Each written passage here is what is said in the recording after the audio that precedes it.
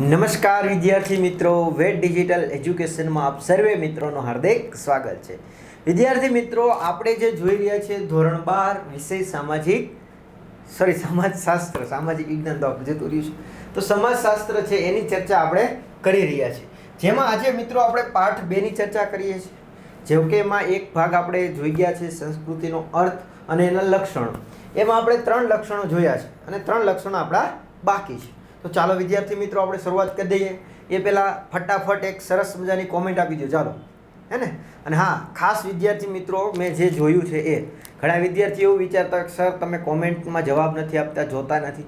મિત્રો, તમારી તમામ કોમેન્ટો જોવામાં આવતી હોય, રેડી, પણ જેમાં જવાબ આપવા યોગ્ય હોય, હા રેડી, એમાં આપણે આપતા હોય છીએ, નો ડાઉટ, રેડી. પણ બધી કોમેન્ટો આટલા બધા વિડીયોની એક સાથે હોય તો સ્વાભાવિક છે કે બધી ના આપી શકીએ જવાબ. પણ તમારે તમારી ડાયરેક્ટ સારી એવી કોમેન્ટ આપી દેવાની છે. હું જ્યારે પણ ફ્રી થઈશ એટલે તમારી કોમેન્ટનો જવાબ આપી દઈશ, રેડી. ચાલો, ક્લિયર? તો સરસ મજાને આપી દીધી. અને હા, બીજી વસ્તુ જે કહેવાની છે કે જ્યારે તમને કોઈ પ્રશ્ન પૂછે ને એમ કે ને કોમેન્ટ કરો, ત્યારે ખાસ વિદ્યાર્થી મિત્રો કોમેન્ટ કરવી, હે ને, જેથી કરીને અમને પણ એમ થાય કે નહીં, વિદ્યાર્થીઓનો પણ રિસ્પોન્સ બહુ જોરદાર છે, એટલે ભણાવવાની પણ બહુ જોરદાર મજા આવે, રેડી. ચાલો વિદ્યાર્થી મિત્રો, આપણે આગળ વધીએ. તો કે ભાઈ, સંસ્કૃતિના લક્ષણોમાં એક લક્ષણ છે વૈશ્વિક દ્રષ્ટિકોણ. તો ચાલો એના વિશે વાત કરીએ. તો કે ભારતીય સંસ્કૃતિ વૈશ્વિક દ્રષ્ટિકોણ ધરાવે છે. સમગ્ર દુનિયામાં શાંતિ અને સદભાવનાનો સંદેશો ફેલાવે છે. વસુધૈવ કુટુંબકમનો ભાવ રાખ્યો છે. વિકાસશીલ અને વિકસિત દેશોના વિકાસ માટે ભારત કટિબદ્ધ રહ્યું છે. આ રીતે વિશ્વબંધુ તરીકે જવાબદારી નિભાવી વૈશ્વિક દ્રષ્ટિકોણનું ઉદાહરણ પૂરું પાડ્યું છે. એટલે શું કહેવા માંગે છે? તો કે જે ભારતીય સંસ્કૃતિ છે એ તો વૈશ્વિક દ્રષ્ટિકોણ ધરાવે છે. વિશ્વ પોતાનું કુટુંબ છે, પરિવાર છે, હે, રેડી ને. એટલે કે વસુધૈવ કુટુંબકમ, પૃથ્વી જે છે, વસુ એટલે પૃથ્વી, ધરા ઉપર જે વસનાર, પૃથ્વી ઉપર જે વસનાર છે એ બધાય શું છે? પરિવાર છે, રેડી. તો આ ભાવ રાખ્યો છે. સમગ્ર દુનિયામાં કેવો હતો કે શાંતિ અને સદભાવનો સંદેશો ફેલાવનાર છે. આ સિવાય જે પણ કંઈ વિકાસશીલ દેશો છે અને વિકસિત દેશો છે, જે વિકસિત થઈ ચૂક્યા છે અને હજી અમુક વિકાસશીલ છે દેશો, જેમ કે ભારત વિકાસશીલ પોતે દેશ, રેડી, વિકસિત થઈ રહ્યો છે, હજી વિકસિત પૂરો થયો નથી. તો આવા દેશો માટે પણ પોતે કટિબદ્ધ છે. કોણ? તો કે ભારતીય સંસ્કૃતિ, ભારત છે. અને આથી જ આ વિશ્વ બંધુ તરીકેની જે પણ કાંઈ જવાબદારી છે એ કોણ નિભાવી શકે એમ છે? તો કે ભારત છે એ નિભાવી શકે એટલું સક્ષમ છે. ચાલો, રેડી. નેક્સ્ટ છે 5મો, ભૌતિકવાદ અને આધ્યાત્મિકવાદ. તો ભારતની આધ્યાત્મિકવાદની ભૂમિ તરીકે જાણીતું છે, તો તમને બધાને ખ્યાલ જ છે. આધ્યાત્મિક, હે ને, આધ્યાત્મિકતા વધારે પડતી ભારતમાં જોવા તમને મળશે. પ્રાચીન કાળથી વર્તમાન સમય સુધી ભારતનો ઇતિહાસ જોશો તો ભૌતિકવાદી અને આધ્યાત્મિકવાદી સંસ્કૃતિ સાથે સાથે વિકસી છે. જો તમારે ભારતીય માણસને સમજવું હોય તો આધ્યાત્મિકતાથી જ સમજી શકાય છે, રેડી ને. એટલે કે ભારતમાં ભૌતિકવાદ પણ જોવા મળે છે, ભૌતિક વસ્તુ ઉપર વધારે ફોકસ છે, સાથે સાથે વધારે ફોકસ છે આધ્યાત્મિકતામાં. ક્યાં? તો કે આધ્યાત્મિક. આપણે ભારતીય સંસ્કૃતિના સંદર્ભમાં એવું પણ કહેવાય છે મિત્રો કે જ્યાં આપણું વિજ્ઞાન પૂરું થાય છે ત્યાંથી શું થાય છે શરૂ? તો કે આધ્યાત્મિકતા શરૂ ત્યાંથી થાય છે, રેડી. એટલે આધ્યાત્મિકતા વધારે છે. જો તમારે ભારતીય સંસ્કૃતિની સમજવી હોય તો આ આધ્યાત્મિકવાદ સમજવો જરૂરી બને છે. ચાલો, વ્યક્તિને મહત્વ આપતી સંસ્કૃતિ. તો કે ભાઈ, આપણી જે ભારતીય સંસ્કૃતિ છે એમાં કોને મહત્વ છે? વ્યક્તિને મહત્વ છે. તો કે ભારતીય સંસ્કૃતિ વ્યક્તિમાં વિશ્વાસ કરતી વ્યક્તિવાદી સંસ્કૃતિ છે. ભારતમાં વિવિધ ધર્મોમાં વ્યક્તિનું મહત્વ સ્વીકારાયું છે. રાજ્ય અને સમાજનો ઉદ્દેશ્ય વ્યક્તિની ભલાઈ માટે છે અને તે જ રીતે રાજ્ય અને સમાજે ભૂમિકા ભજવવાની છે. પરંતુ તેનો અર્થ એવો નથી કે સમાજનું કોઈ મહત્વ નથી. તો શું કહે છે? તો કે ભારતની જે સંસ્કૃતિ છે એમાં વ્યક્તિવાદને પણ, એટલે કે વ્યક્તિત્વને પણ મહત્વ આપવામાં આવ્યું છે, રેડી. જેમ કોઈ પણ ધર્મ હોય એમાં વ્યક્તિનું મહત્વ પણ જોવા મળે છે, સ્વીકાર્યું છે, રેડી. આ સિવાય રાજ્ય અને સમાજનો ઉદ્દેશ્ય શું હોય? છેલ્લે તો કોઈ પણ રાજ્ય હોય, કોઈ સમાજ હોય, એનો ઉદ્દેશ્ય તો એક જ હોય, શું? છેલ્લે વ્યક્તિઓની ભલાઈ કરવી. હા, એ છે, પણ એવું નથી કે ભાઈ સમાજની પછી વેલ્યુ જ નથી, એની પણ વેલ્યુ છે, રેડી. કેમ કે સમાજશાસ્ત્ર આપણે ભણતા હોય, સમાજની વેલ્યુ જ ના કરે ના ચાલે ને.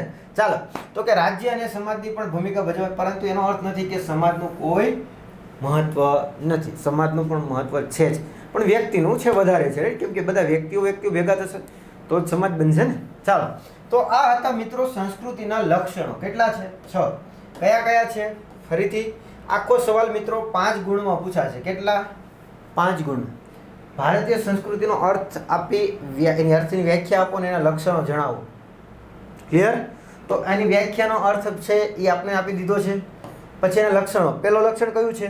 સાતત્ય અને પરિવર્તન. બીજું છે વિવિધતા અને એકતા. ત્રીજું છે બિન સાંપ્રદાયિકતા દ્રષ્ટિકોણ. ચોથું વૈશ્વિક દ્રષ્ટિકોણ. પાંચમું ભૌતિકવાદી અને આધ્યાત્મિકવાદી. અને છઠ્ઠું વ્યક્તિને મહત્વ આપતી સંસ્કૃતિ. તો આ 6 એમના લક્ષણો છે. 5 ગુણનો તમારો સવાલ કમ્પ્લીટ થઈ ગયો. રેડી? હા, નો ડાઉટ આમાં શોર્ટ પ્રશ્ન, ટૂંકા સવાલ પૂછાવાની શક્યતા બહુ ઓછી છે. કેમ કે મેં તમને આગળના પાઠમાં કીધું હતું, યાદ છે? ત્યાં ટૂંકા સવાલ વધારે પૂછાશે, મોટા સવાલો ઓછા પૂછાશે. બોર્ડની વાત કરું છું. હા, પ્રશ્ન સ્વાધ્યાયની એની ઓછી વાત કરું છું. આપણે બોર્ડની વધારે ચર્ચા કરશું, એટલે એમાં ધ્યાન રાખજો. ચાલો, રેડી? હવે છે ભારતીય સંસ્કૃતિના સ્વરૂપો છે. તો હવે આમાં તો ખાસ ખાલી યાદ જ રાખવા જેવા છે. ભારતીય સંસ્કૃતિમાં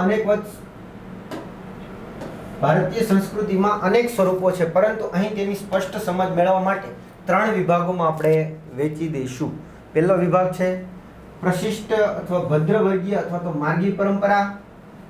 બીજું છે લોક સંસ્કૃતિ અથવા દેવી પરંપરા. અને ત્રીજી છે આદિવાસી સંસ્કૃતિ. આ સાહેબ આ શું છે બધું જોઈએ. વેઇટ. રેડી? ટેન્શન ના લો. પણ એના જે ભારતીય સંસ્કૃતિને જે આપણે સમજવા માટે, સ્પષ્ટ સમજવા માટે આપણે એને કેટલા વિભાગમાં વહેંચી છે? 3. કયા? તો કે પ્રશિષ્ટ અથવા ભદ્રવર્ગીય અથવા તો માર્ગીય પરંપરા.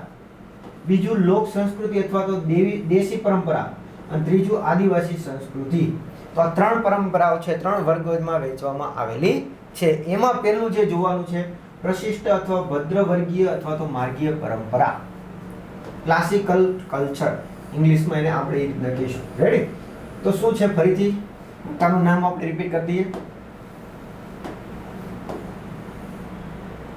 ચાલો, પહેલો પ્રકાર કયો છે? તો કે પ્રશિષ્ટ ભદ્રવર્ગીય અથવા માર્ગીય પરંપરા. તો એના વિશે જોઈએ તો કે ભારતીય સંસ્કૃતિની પ્રશિષ્ટ પરંપરા વિવિધ વિદ્યા શાખાઓ, ભાષાઓ અને કલાઓમાં સમાવેશ થાય છે, જે નીચે પ્રમાણે છે. હવે ખબર પડી ગઈ ને? આ પ્રશિષ્ટ અથવા ભદ્રવર્ગીય અથવા માર્ગીય, તો એનો એ છે કે બધી જે કલાઓ છે, ભારતીય સંસ્કૃતિ છે, એને આમાં શું છે તો કે અલગ અલગ વિદ્યા શાખાઓ છે, અલગ અલગ ભાષાઓ છે અને અલગ અલગ એમાં કલાઓનો સમાવેશ થાય છે. એ બધાનો સમન્વય એને શું કીધું છે? પ્રશિષ્ટ અથવા તો ભદ્રવર્ગીય અથવા તો માર્ગીય પરંપરા. ક્લિયર? એમાં કોનો સમાવેશ થાય તો કે ધર્મશાસ્ત્ર, એટલે કે એમાં ધર્મ સંબંધિત વાત છે. રિલિજન્સ. નીતિશાસ્ત્ર, તો કે આચારશાસ્ત્રી વાત છે. જ્યોતિષશાસ્ત્ર, જેમાં અવકાશ વિજ્ઞાન, ખગોળ વિજ્ઞાન અને જ્યોતિષશાસ્ત્ર આવે. 3 આવી જાય. રેડી? અવકાશ વિજ્ઞાન, ખગોળ વિજ્ઞાન અને જ્યોતિષશાસ્ત્ર. દર્શન શાસ્ત્ર એટલે ફિલોસોફી, એટલે તત્વજ્ઞાન. ખબર છે ને? હા. સંગીત શાસ્ત્ર, નાટ્ય શાસ્ત્ર એટલે કે નાટ્ય વિદ્યા, વ્યાકરણ શાસ્ત્ર એટલે વ્યાકરણ તો તમને ખ્યાલ જ છે. આયુર્વેદ એટલે કે ઔષધ વિજ્ઞાન અને વાસ્તુ અને શિલ્પ. રેડી? તો આ જે બધી શાખાઓનો છે એ પ્રશિષ્ટ અથવા ભદ્રવર્ગીય અથવા તો માર્ગીય પરંપરામાં સમાવેશ થાય છે. ચાલો, ક્લિયર?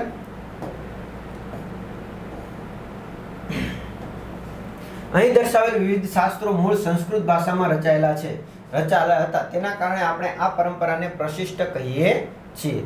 એટલે કે જે પણ આ બધા જે આપણે વાત કરી, આ બધા મૂળ કઈ ભાષામાં લખાયેલા છે? તો કે આપણે ધોરણ 10માં પણ ભણીને એવા, આગળના ધોરણમાં પણ ભણ્યા, તો કે આ બધી રચનાઓ છે ક્યાંક ને ક્યાંક સંસ્કૃત ભાષામાં છે. કઈ ભાષામાં છે? સંસ્કૃત ભાષામાં. રેડી? આથી આને કયો કહેવાય છે પ્રકાર પરંપરા? તો કે આ કારણે જ આને પ્રશિષ્ટ પરંપરા કહેવામાં આવે છે.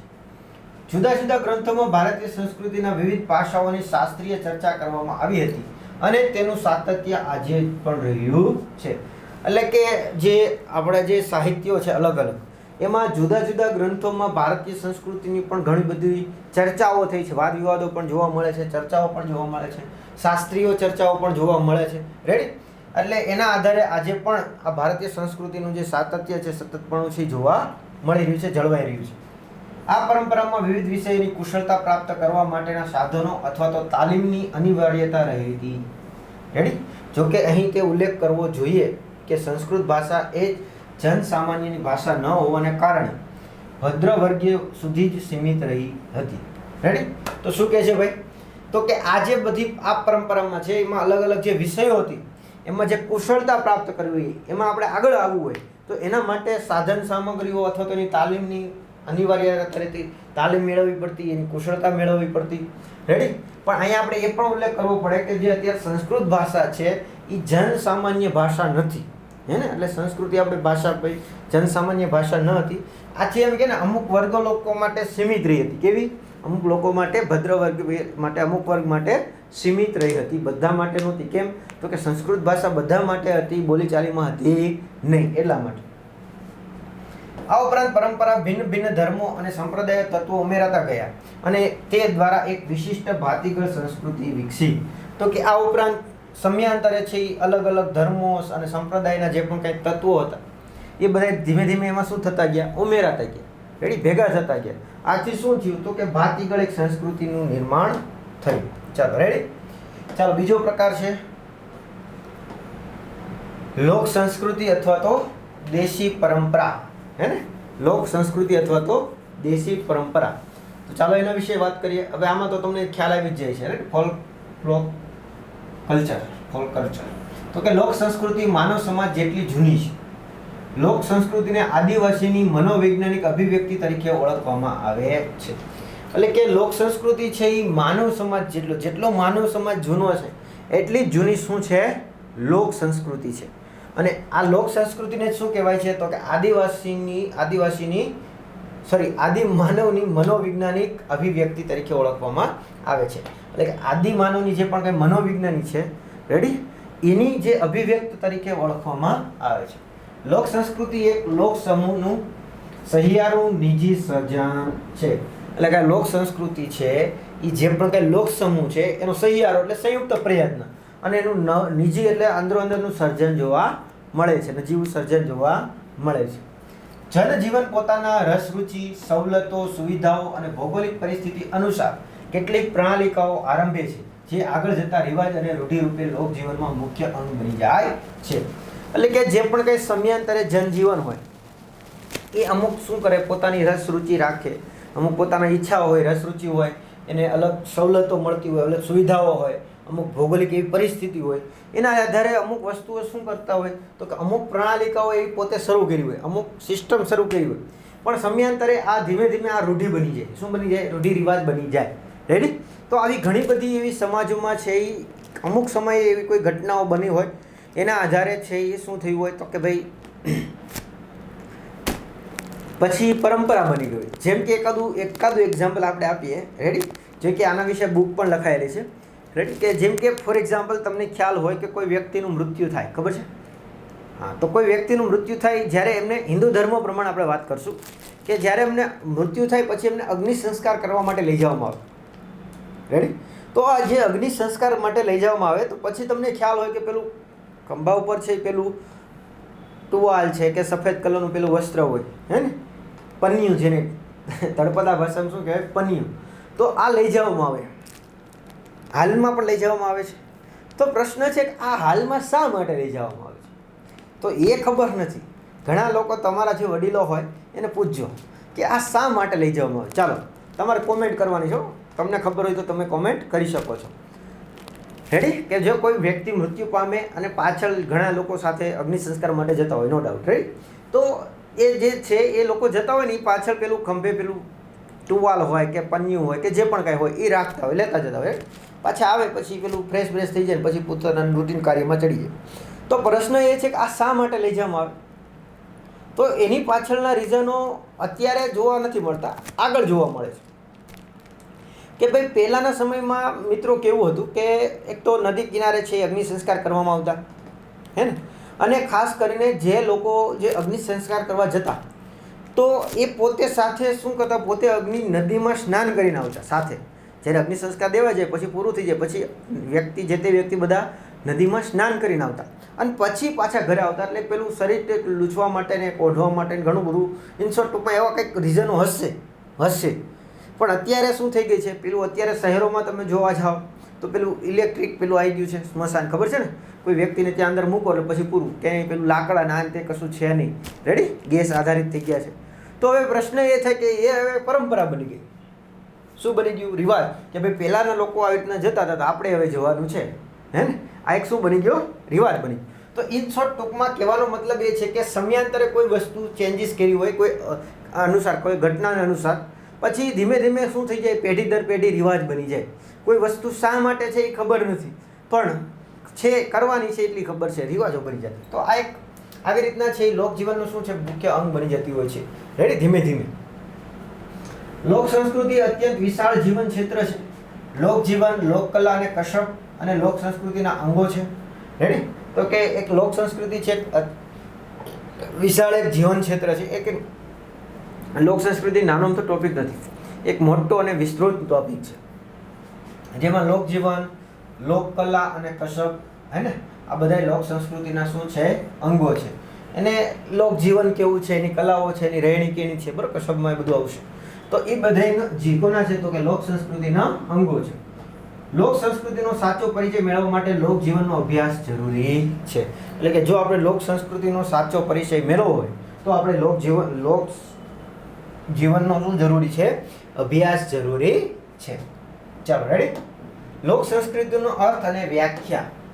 લોક સંસ્કૃતિનો અર્થ અને વ્યાખ્યા આપણે આપેલી છે અલગ અલગ સમાજશાસ્ત્રીઓ દ્વારા. તો જુઓ, લોક સંસ્કૃતિનો અર્થ અને એની વ્યાખ્યા. તો કે જોરાવરસિંહ જાદવ, આ એક સાહિત્યમાં મિત્રો આમનું સારું એવું યોગદાન છે. જોરાવરસિંહ જાદવ, આમની વાર્તાઓ પણ ઘણી ફેમસ છે. રેડી? ક્યારેક તમે વાંચી હોય તો આ જે જોરાવરસિંહ જાદવ છે એ લોક સંસ્કૃતિના શું વ્યાખ્યા આપે છે?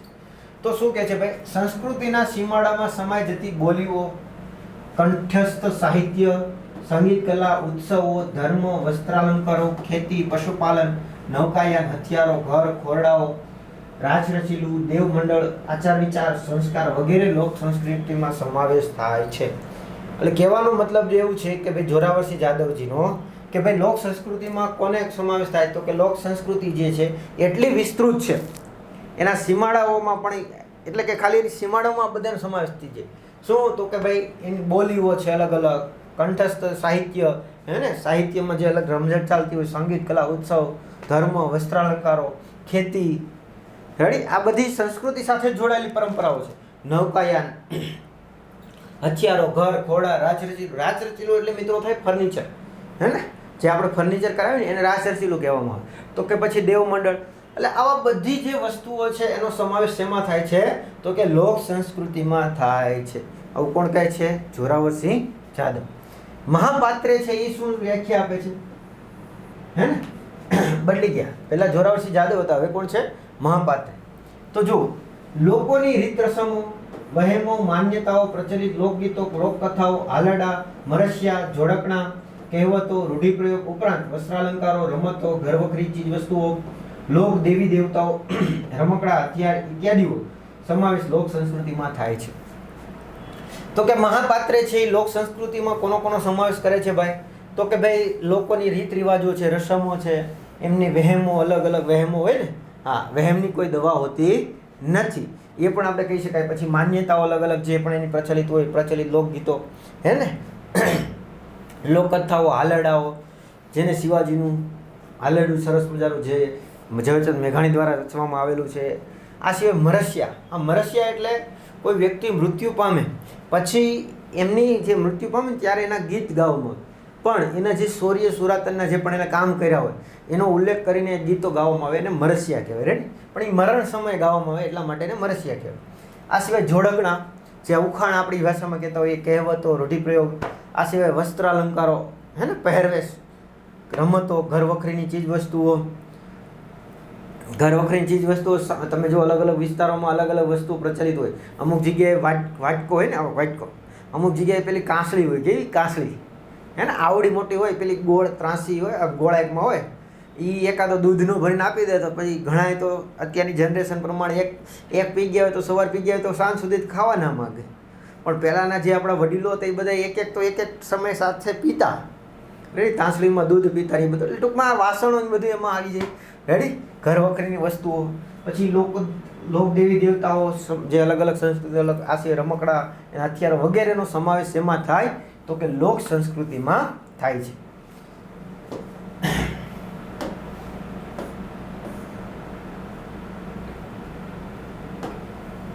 ચાલો, જેમ કે રીત રસમોના લગ્ન કરનારને પીઠી લગાવી મીંઢોળ બાંધવું વગેરે જેવા મળે છે. રેડી? એટલે આ તો આપણે ખ્યાલ જ હશે કે આપણા જે લગ્ન રિવાજો હોય એમાં પીઠી ચોળવી છે, હે ને, પેલું પીળા કલરનું અત્યારે તો ક્રેઝ અલગ જ ચાલે છે. પછી તો કે મીંઢોળ એને હાથમાં બાંધવામાં આવે, જ્યાં સુધી મીંઢોળ બાંધ્યું હોય ત્યારે ત્યાં સુધી બહાર ન જવાનું આવતું, બધા રૂલ્સ રેગ્યુલેશન હોય. આ સિવાય આપણી જે કહેવતો હોય છે ને, 3 તિગાડા કામ બિગાડા, 3 ભેગા થાય એટલે કામ બગડે, આવી બધી આપણી કહેવતો હોય. આ સિવાય કંજૂસ કરી પૈસા ગણ્યા કરે તે વ્યક્તિ બીજા જન્મમાં ભંફોડી થાય છે, એટલે કે સાપનો એક પ્રકાર છે, હે ને. જો ધ્યાન રાખજો, આ બધી માન્યતાઓ છે આપણી. શું? તો કે જે વ્યક્તિ કંજૂસાઈ હોય ને સતત પૈસા જ ગણ્યા રાખે, જેટલા એની પાસે હોય ગણ્યા જ રાખે, રાઈટ? ગણવાથી વધે નહીં પણ ગણ્યા જ રાખે ટેવ હોય, તો એ બીજા જન્મમાં શું થાય? ભંફોડી. એ શું છે? એક સાપનો એક પ્રકાર છે, રેડી? તો એ થાય, એ માન્યતા છે. આવા લોક સંસ્કૃતિમાં ઉદાહરણો પણ ઘણા જોવા મળે, રે. આ સિવાય દીકરો મારો લાડક વાયો દેવનો દીધેલ છે, સરસ મજાનું જે ગીત હાલેડું છે, હે ને, દીકરો મારો લાડક વાયો દેવનો દીધેલ છે. તો આજે એવા હાલડા છે. પછી ન બોલ્યામાં 9 ગુણ, આપણી કહેવતો છે ને, રૂઢિપ્રયોગ કહેવતો. ન બોલ્યામાં 9 ગુણ, બોલે તેના બોર વેચાય, એ જેવી કહેવતો. આ કાંડા કાન કરવા, રાતા પીળા થઈ જવું જેવા રૂઢિપ્રયોગ લોક સંસ્કૃતિના ઉદાહરણો છે.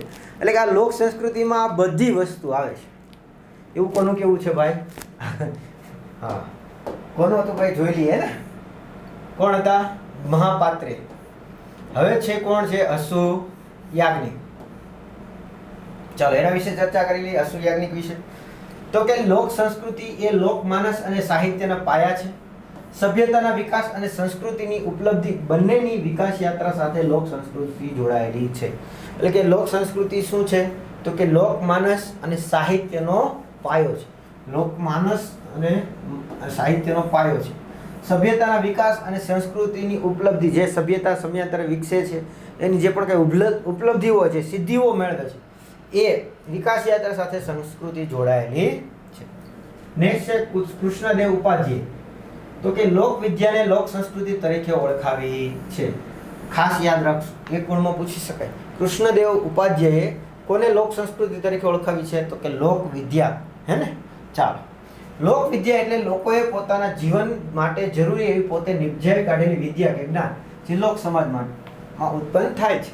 એટલે કે લોક વિદ્યા એટલે શું? તો કે લોકોએ પોતાની જીવન જરૂરી હોય એવું પોતાની પોતે નિપજાવે, એટલે પોતાની રીતે જે પણ કંઈ વિદ્યા કે જ્ઞાન મેળવી લીધું હોય એને લોક વિદ્યા કહેવાય છે. ભારતની બહુમતી પ્રજા સદીઓથી લોક સંસ્કૃતિ સાથે સંકળાયેલી છે. તો કે ભારતની જે બહુમતી પ્રજા છે એ વર્ષોથી, સદીઓથી, અલગ અલગ સમયથી છે એ લોક સંસ્કૃતિ સાથે જોડાયેલી છે. આ મૌખિક રીતે હોવાથી પુસ્તકોનો સીધો આધાર તેના વિકાસમાં જોવા મળતો નથી. તો કે લોક સંસ્કૃતિના કોઈ રૂલ્સ ના હોય, હે ને, કોઈ તમને રૂલ્સ ના હોય, નિયમ ન લખેલા, નહીં તો તમને બુકમાં લખેલા જોવા મળે. આ બધી મૌખિક હોય. કેવી હોય? મૌખિક. એટલે કે એનો વિકાસનો આધાર સીધો આપણે લેખિતમાં મળતો નથી. એક પેઢીમાંથી બીજી પેઢીમાં હસ્તાંતર દ્વારા તેનો સાતત્યપૂર્ણ વિકાસ થયો છે. ભૌગોલિક રીતે વિશાળ પ્રદેશ અને વિવિધ આબોહવા ધરાવતા ભારતમાં ભૌગોલિક વાતાવરણ મુજબ લોક સંસ્કૃતિ જોવા મળે છે. એટલે કે પહેલાં તો જે આ સંસ્કૃતિ છે એ સ્વાભાવિક છે કે એના રૂલ્સ રેગ્યુલેશન એવું કંઈ હોય નહીં, રેડી, મૌખિક હોય. એટલે કે લખેલું નહીં હોય તો આપણે એનો ક્રમ બાય ક્રમ આપણે ઇતિહાસ નહીં જોવા મળે. પણ એક પેઢીમાંથી બીજી પેઢીમાં સતત સ્થળાંતર થતી રહેતી હોય, રેડી. તો આમાં અમુક વસ્તુ સુધારા સમયાંતરે જોવા મળતા હોય, એ બધું થતું રહેતું હોય છે. આ સિવાય તો કે ભારત આપણે ખ્યાલ છે કે વિશાળ એક તો પ્રદેશ છે અને અલગ અલગ આબોહવા, વિવિધ આબોહવા ધરાવે છે, બરાબર. આ બધી છે એ ક્યાં જોવા મળે છે આપણે? તો કે લોક સંસ્કૃતિમાં જોવા મળે છે. મહાન દેશે કૃષિ અર્થવ્યવસ્થાવાળા દેશોમાં અને ગ્રામ્ય પરિવેશમાં લોકગીતો, નાટ્ય સ્વરૂપો, ચિત્રકલા વિકસી છે. આદિવાસી સંસ્કૃતિ અને લોક સંસ્કૃતિ આ સંદર્ભમાં ઘણું સામ્યતા ધરાવે છે. એટલે કે મહાનંશે વધારે પડતું જોવા જઈએ તો કૃષિ અર્થવ્યવસ્થાવાળા જે દેશો છે એમાં અને ગ્રામ્ય પરિવેશન હોય, ગ્રામ્યનો પરિવેશ હોય, એમાં લોકગીતો છે, નાટ્ય સ્વરૂપો છે, ચિત્રકલા વિકસીઓ છે. આમાં જે આદિવાસી સંસ્કૃતિ અને લોક સંસ્કૃતિ છે એનું ઘણી બધી સામ્યતા જોવા મળે. આવા સંદર્ભમાં જે સંસ્કૃતિ, કઈ આદિવાસી સંસ્કૃતિ અને લોક સંસ્કૃતિ છે એમાં શું જોવા મળે છે? ઘણો બધો સમન્વય જોવા મળે છે. જેમાં ચિત્રકલામાં, નાટ્ય કલામાં, નાટ્ય સ્વરૂપમાં, લોકગીતોમાં વગેરે, રાઈટ. ચાલો, વિભિન્ન પહેરવેશ, શૃંગાર, ભિન્ન ભિન્ન સ્વરૂપો, રોજિંદા ભોજનની વિવિધતા સાથે 12 ગાવે બોલી બદલાય એ ઉક્તિ ભારતીય સંસ્કૃતિને વૈવિધ્યતા સુપેરે વ્યક્ત કરે છે. એટલે કે આ બધી જે વિવિધતા જોવા મળે એના આધારે વિભિન્ન જુદો જુદો પહેરવેશ છે. આ સિવાય તો કે અલગ અલગ એના શૃંગાર છે, હે ને, અલગ અલગ શૃંગાર એનું મહત્વ છે. રોજિંદા જે ભોજન વૈવિધ્યતા છે, અલગ અલગ વિસ્તારોમાં અલગ અલગ ભોજનની છે. આ સિવાય આપણી કહેવત છે 12 ગાવે બોલી બદલાય. ચ, ર, અળ આવા જે અક્ષરો છે એ બોલવામાં ઉચ્ચારણમાં બદલાતા હોય. રેડી? તો આ બધું જ છે એ ભારતીય સંસ્કૃતિમાં જોવા મળે છે. નેક્સ્ટ, ગુજરાતમાં ગરબા અને ભવાઈ, પંજાબમાં ભાંગડા, મહારાષ્ટ્રમાં લાવણી, આસામમાં બિહુ વગેરે જે તે પ્રદેશની લોક સંસ્કૃતિ દર્શન કરાવે છે. જો કે સામાજિક સંદર્ભ બદલાતા લોક સંસ્કૃતિનું સ્વરૂપ પણ બદલાયું છે. આપણા માટે આઈએમપી એક ગુણના સવાલો. ગુજરાતમાં શું ફેમસ છે ભાઈ? ગાંઠિયા ન કહેતા, ગાંઠિયા તો છે જ, પણ અહીંયા જે છે ગરબા અને ભવાઈ. પંજાબમાં ભાંગડા, મહારાષ્ટ્રમાં લાવણી અને આસામમાં બિહુ. આ ત્રણમાંથી એક પૂછાઈ શકે. પંજાબમાં ભાંગડા, મહારાષ્ટ્રમાં લાવણી અને આસામમાં બિહુ. આ પ્રદેશોના જે છે એ અલગ અલગ વિસ્તારોમાં અલગ અલગ દર્શન લોક સંસ્કૃતિના જોવા મળે છે. તો આટલી માહિતી આપણે યાદ રાખવાની છે. ચાલો, ક્લિયર છે? હવે નેક્સ્ટ ટોપિક છે એની ચર્ચા મિત્રો આપણે આવતા લેક્ચરમાં કરીશું. તો અહીંયા સુધીની માહિતી આપણે આ વિડીયો લેક્ચરમાં રાખીએ. Thank you. જય હિન્દ, જય ભારત અસ્તુ.